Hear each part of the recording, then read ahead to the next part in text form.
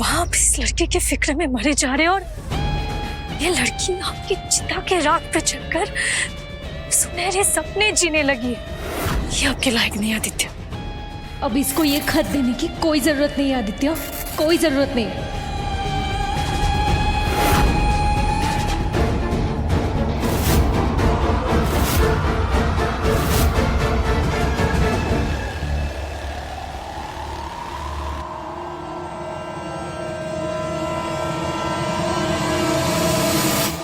मेरी जान से भी प्यारी कुल्की के लिए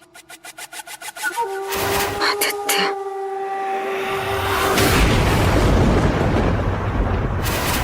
गुल्की, इसका मतलब वो फोन हाथों ने किया था। किससे लिखी ये चिट्ठी? ये कागज का टुकड़ा क्या है? ये कहाँ से आया?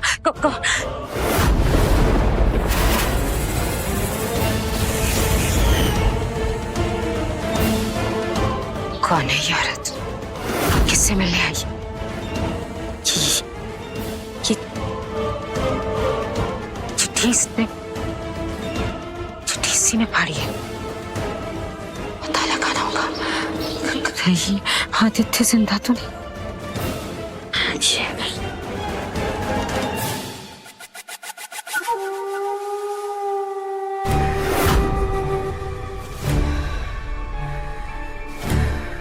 यकीन ही नहीं होता कि कोई आदित्य जैसे साफ और मासूम दिल के इंसान को धोखा भी दे सकता है।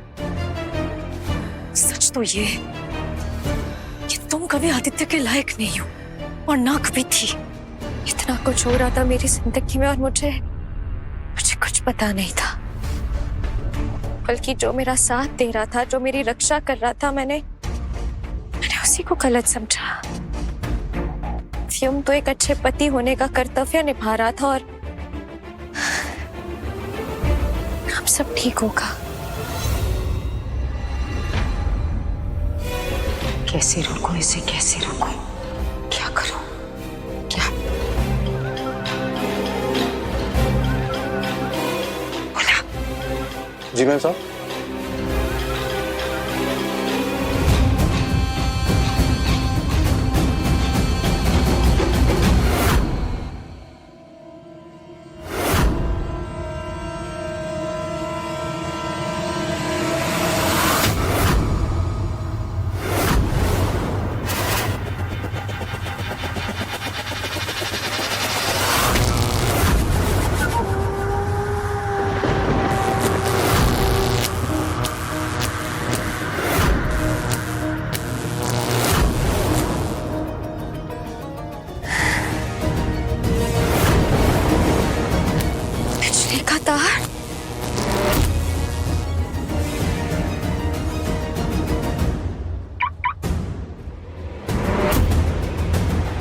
ये इस गाड़ी में जा।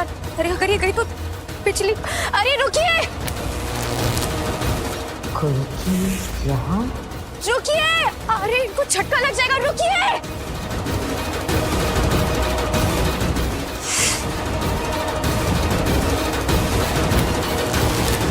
आदित्य को जाकर क्या बताऊंगी मैं? मेरी बात सुनिए, रुकिए। भगवती ये नहीं रुक रही।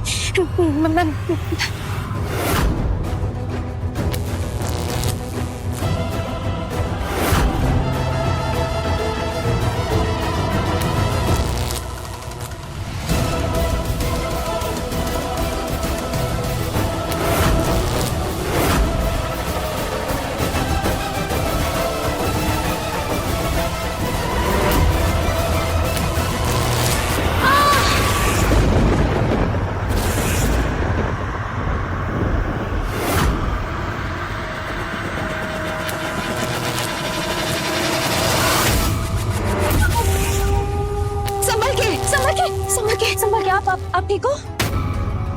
मैं ठीक हूँ। सोचा था इस लड़की की जाके मदद हम करेंगे। गुल्किया कहाँ से आ गई? सारा काम हमेशा खराब कर देती है। अब कैसे पता लगा है? गुल्की, मैं एक काम करती हूँ, मैं डॉक्टर को फोन करके आती हूँ। हाँ नहीं, कोई जरूरत नहीं है। मैं खुद ही डॉक्टर हूँ। बहुत मामूली सा झटका है, थोड़ी देर में ठीक हो जाएगा। अच्छा, क्या बात कर रही है ये दोनों?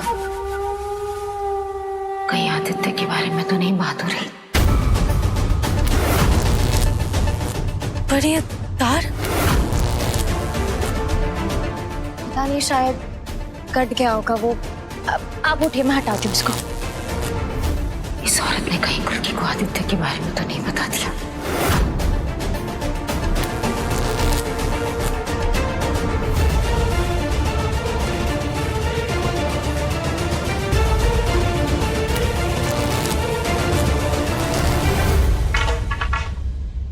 आप यहाँ किसी से मिलने आए थे? और तुम भी एक वादा करो, तुम ये खत कुल्की के अलावा किसी और को नहीं दोगी। सिर्फ और सिर्फ कुल्की के हाथ में ही जाएगा ये खत।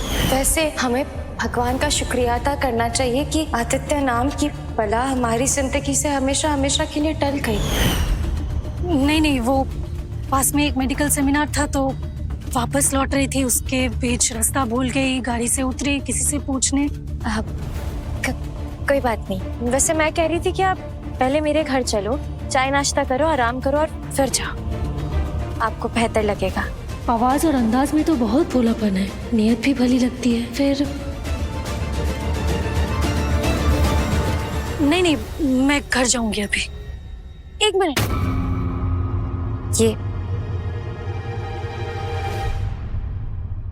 ये माँ भगवती का कलावा है, रक्षा सूत्र। घर जाते वक्त ये आपकी रक्षा करेगा, क्योंकि ऐसे रास्ते में ऐसे हादसा होना ये अच्छा संकेत नहीं होता। लाइए हाथ। लेकिन आप अपना रक्षा सूत्र मुझे क्यों दे रही है? क्योंकि इस वक्त इसकी सबसे ज्यादा जरूरत आपको है। मैं अपने लिए दूसरा पहन लूंगी।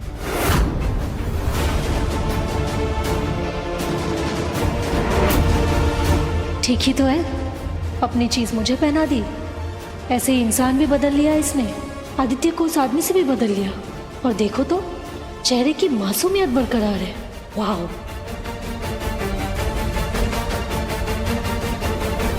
अच्छा हुआ इस औरत ने गुल्की को आदू के बारे में कुछ नहीं बताया, तो उन्होंने आदू के बारे में कोई बात नहीं की। लेकिन औरत यहाँ आई थी, और ये चिट्ठी किसकी है?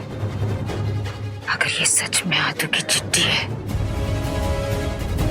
और ये औरत इस चिट्ठी को यहाँ लेकर आई, तो उसने फाड़ी क्यों?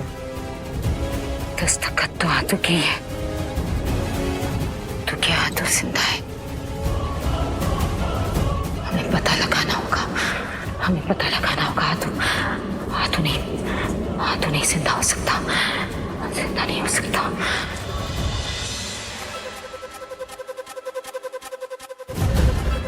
आ रही है, जल्दी करो।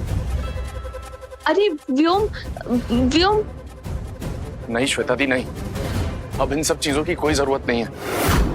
व्योम, तुम ना जैसा सोच रहे हो ना, ऐसा बिल्कुल भी नहीं हो। तुम गलत सोच रहे हो, वो वैसे नहीं है व्योम।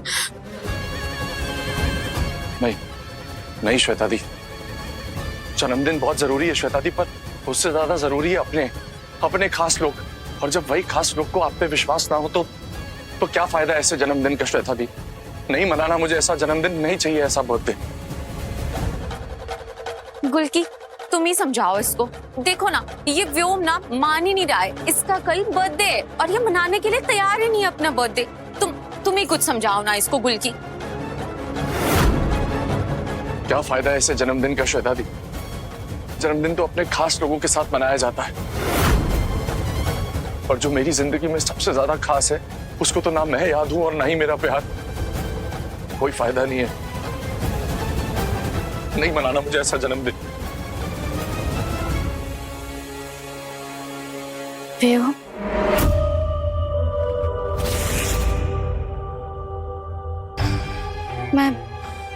मैं जानती हूँ कि मैंने तुम्हें गलत समझा और तुम पर शक भी किया, फिर उसके लिए मुझे माफ कर दो। क्योंकि मेरे हालात क्या थे वो तुम भी जानते हो ना। मुझे कुछ याद ही नहीं है, क्या सच है क्या झूठ है, किस पर विश्वास करूं किस पर नहीं। मैं ये सब छोड़ो।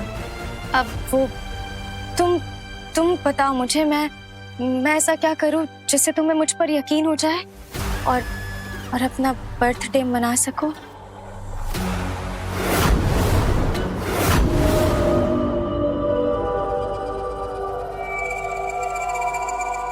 मैं हर साल अनाथालय जाता हूँ अपने जन्मदिन पर, गरीब बच्चों के साथ वक्त बिताता हूँ, उन्हें गिफ्ट्स देता हूँ, उन्हें खाना खिलाता हूँ। क्या तुम मेरे साथ चलोगी? तुम मेरे साथ ये काम करोगी क्या गुल्की?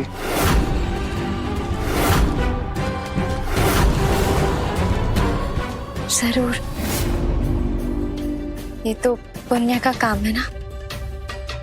गुल्की, जब तुम बीमार थी ना तो व्योम ने तुम्हारा बहुत ख्याल रखा था, तो कल उसके बदले में व्योम जो भी कहेगा तुम वो सब मानोगी ना? सब?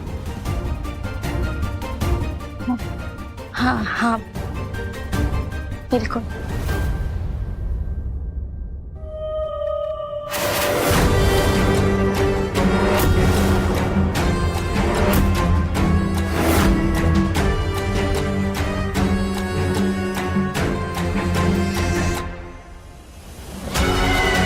वादा? वादा।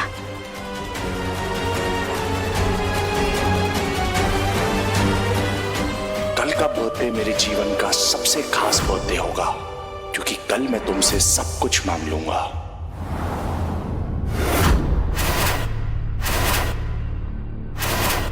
देवी जी कितनी अच्छी है, मेरी तबीयत का ख्याल रख रही है।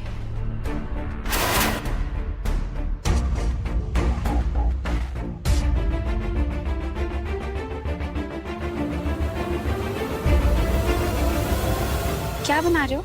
कल व्योम का बर्थडे है ना, तो आलू के पराठे बना रही हूँ। और आलू के पराठे मेरे पति को बहुत पसंद है। आलू के पराठे? पर गुल्की भाभी, व्योम को आलू पसंद नहीं है, वो आलू नहीं खाता।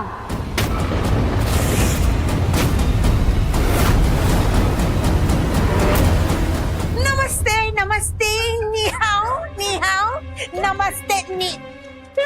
अभी ज्यादा खींची किया ना तो पत्ते से निकाल देंगे तुम सकिया। नी हाओ तो बदतमीज भाषाएं खाओ। नी हाओ छिंछांग।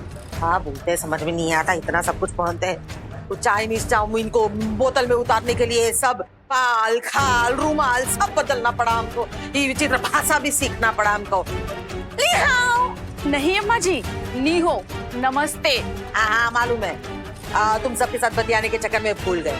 बताओ निहाओ निहाओ निहाओ।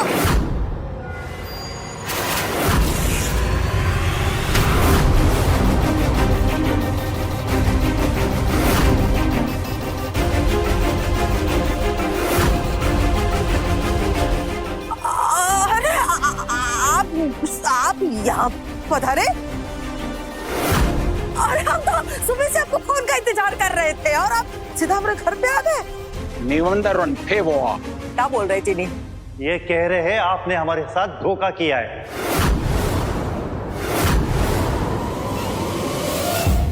पसंद नहीं है?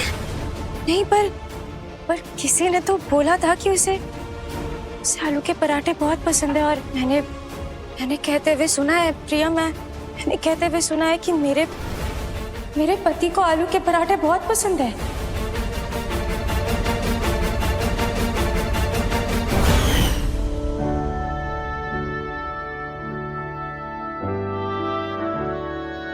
वाह,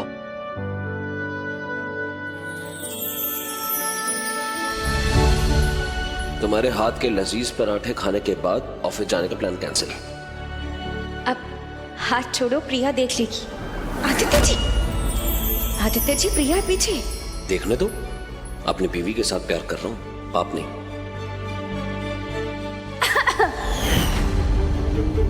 प्रिया, क्या हुआ? तुम रो क्यों रही हो? नहीं तो कुछ भी नहीं। कैसे कुछ भी नहीं? बोलो क्या हुआ? मुझे आपको कुछ बताना है। एक सच है, एक सच जो आपसे छुपाया जा रहा है। सच छुपाया जा रहा है? हाँ गुल्की भाभी, मुझे पता है कि डॉक्टर ने मना किया है आपको बीती वक्त की सच्चाइयां बताने से। आपकी तबीयत खराब हो सकती है, पर अब मैं आपसे वो सच नहीं छुपा सकती। ये देखिए गुल्की भाभी,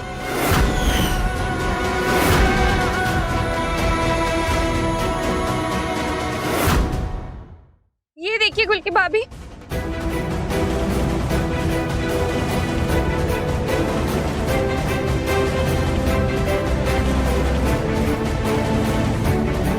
देखिए भाभी, ये आपके पति हैं।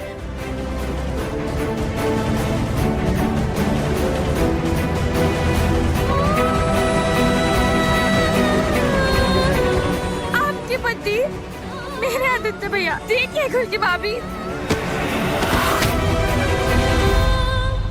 गुल्की भाभी, गुल्की भाभी, गुल्की भाभी, गुल्की दी, देखो क्या हो गया। दी आंखें खोलो दी। गुल्की, क्या हुआ गुल्की? गुल्की, गुल्की क्या हुआ इसको? क्या बोल दिया तुमने इसे? ऐसा क्या कह दिया कि वो बेहोश हो गई?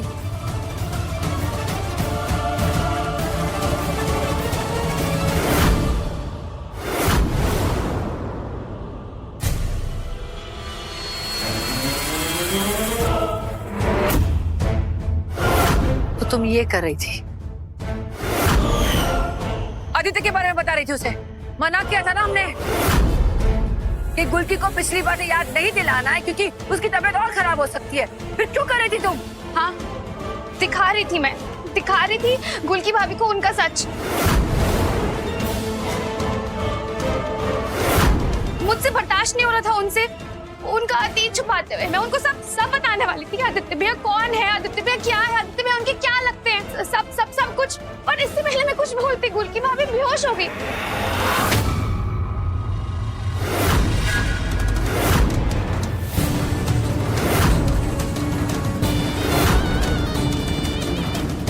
शाबाश हकीम साहब, आप तो लाजवाब हैं और आपकी दवा कामयाब है। दवा असर कर रही है।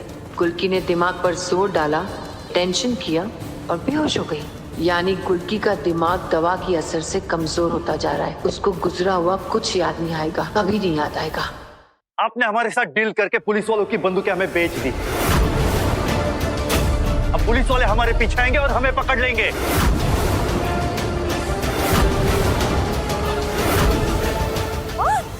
सदा नहीं, गलत फहमी हो गया। हम कौन सा डील किए? हम तो कोई डील किए ही नहीं। हम तो उल्टा सुबह से आप लोगों का फोन का इंतजार कर रहे थे। हम बंदूकें आपको दिए ही नहीं है। अरे हमारी बंदूकें तो हमारे पास है। तो गलत फहमी हुआ है। ईमानदारन पे वो झूठ कह रही है आप। ये देखिए,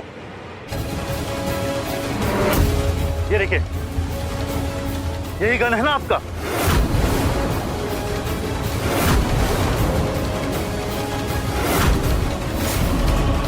है तो हमरा ही, पर बिना हमरे दिए इन लोग के पास कैसे चला गया?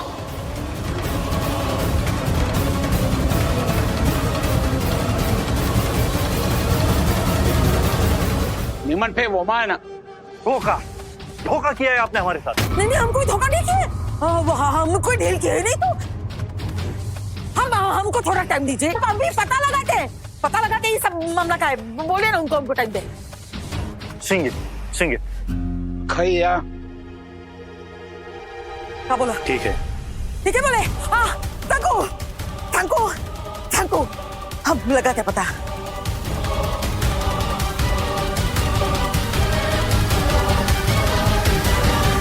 कौन कर सकता है?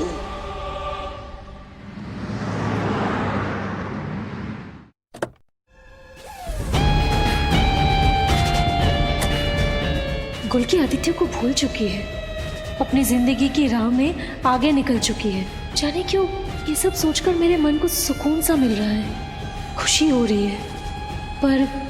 पर मेरा ऐसा सोचना ठीक नहीं है, गलत है, बुरा है।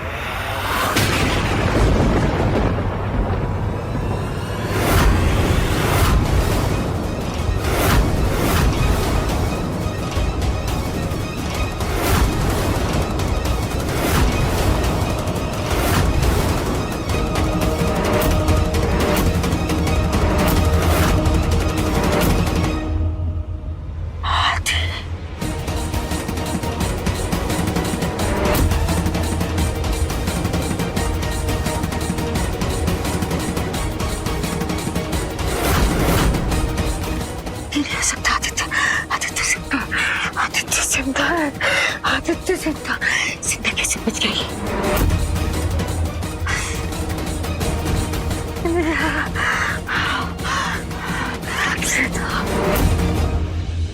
जिंदा कैसे बच गया? गोली खाकर भी बच गया,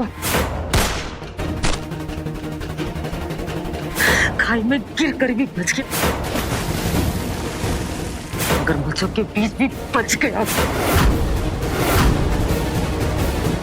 कैसे बच गया ये? कैसे बच गया? कैसे?